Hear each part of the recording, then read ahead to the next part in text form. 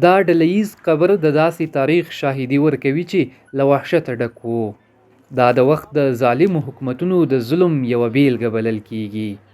دغه ډله ییز قبر په خوست کې د اوبو یو چک ډیم جوړېدو پر وخت موندل شوی. په دې ډله ییز قبر کې د ښځینه‌وو په ګډون تر 100 جسدونه پیدا شوي. کله په هغه ځای کې کندنکاري شروع شوه، په هغه کې ډله ییز قبر پیدا شو. نو تقریبا کم از کم یعنې 100 پورې جسدونه پیدا شول چې په دا کې د زنانه‌و لباس هم موجود دی. داسې هم کیدای شي چې په دا ځای کې یو کورنۍ له منځه وړوي.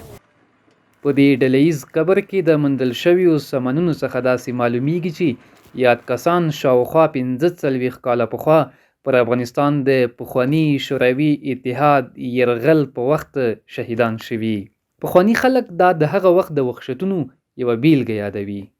تقریبا د وخت په تېرېدو سره د 1958 کال نه را په دې خوا چې په پخوا د کمونیستانو په دور کې دا خلک نیول شوي وو، دا په ډله ییز شکل سره وژل شوي دي. ډېر په ظلم، په بربریت، په ظلم، په وحشت سره د جیلونو راوړل شول. دلته په لوستړلي چې نمونې په عکسونو کې تاسو هم لیدلی شئ، په شهادت ورسېدل چې موږ د هغوی د ورثینو جملې څخه یو.